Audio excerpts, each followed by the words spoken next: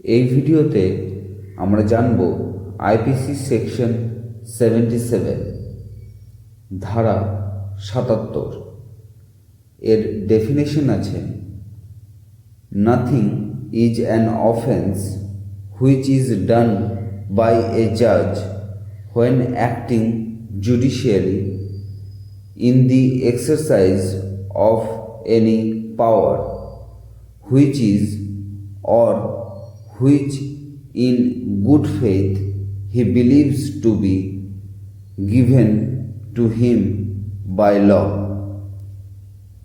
এখানে জজ সাহেব বা ম্যাজিস্ট্রেট এর কথা বলা হয়েছে।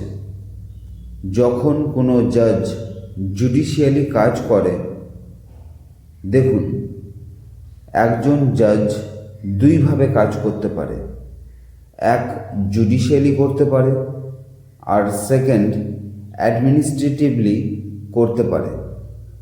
জুডিশিয়ালি আর অ্যাডমিনিস্ট্রেটিভলি এর মধ্যে পার্থক্য হলো, যখন জজ তার চেয়ারে বসে কোর্টে কোনো কেসের অর্ডার পাস করছেন, জাজমেন্ট দিচ্ছেন বা কেস শুনছেন, তখন এটি মানা হবে তিনি জুডিশিয়ালি অ্যাক্ট করছেন।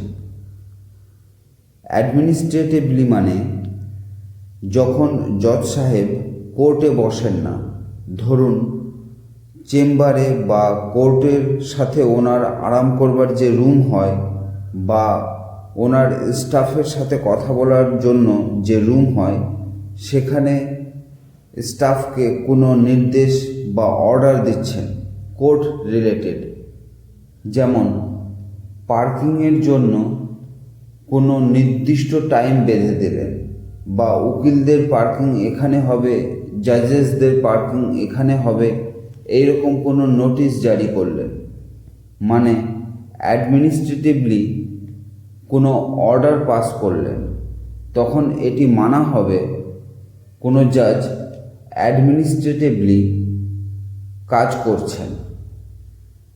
যখন কোনো জাজ জুডিশিয়ালি অ্যাক্টিং করছেন, তাকে অফেন্স মানা হবে না। যখন জাজ তার পাওয়ারের ব্যবহার করে কোনো কেসের রায় দিচ্ছেন, তখন তাকে অফেন্স মানা হবে না, কারণ তিনি জুডিশিয়ালি অ্যাক্ট করছেন। লয়ের দ্বারা তাকে এই পাওয়ারটি দেওয়া হয়েছে। লাস্ট লাইনটি পড়ুন, or which in good faith he believes to be given him by law, অথবা তাকে আইনে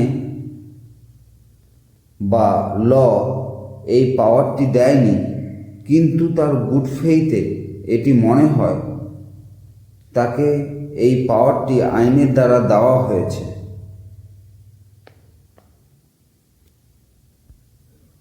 একটি উদাহরণের মাধ্যমে তুলে ধরছি, তাহলে আরও ভালোভাবে বুঝতে পারবেন। অ্যামেন্ডমেন্ট হতে থাকে আইনের মধ্যে। ধরুন কোনো নতুন জাজ আছেন, নতুন ম্যাজিস্ট্রেট আছেন, যার কিছুদিন হয়েছে আসা, তো তিনি এমন রায় শুনিয়ে দেন যেখানে সুপ্রিম কোর্টের কোনো পুরনো ডাইরেকশন ছিল, যেটি পরে বদলে দেওয়া হয়েছে। এটি যে বদলে দেওয়া হয়েছে সেটি নতুন জজ সাহেব জানতেন না। তো এই রকম যদি কোনো অর্ডার পাস করেন, তখন তাকে অফেন্স মানা হবে না, কারণ জজ সাহেব জেনে বুঝে এমনটা করেননি।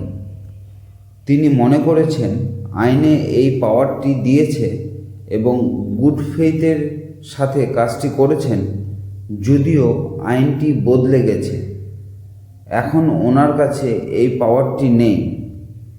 তো এই রকম যদি পরিস্থিতি আসে, তখন তাকে অফেন্স মানা হবে না। এই ছিল আইপিসি সেকশন 77। আশা করছি বুঝতে পেরেছেন। যদি কোনো কনফিউশন থাকে কমেন্টে জানাবেন। এই চ্যানেলে আমরা আইপিসির প্রতিটি সেকশন বিস্তারিতভাবে জানব, খুব সহজ ভাষাতে, যেটি আপনি খুব সহজেই বুঝতে পারবেন। তাই চ্যানেল অবশ্যই সাবস্ক্রাইব করে নেবেন। ধন্যবাদ।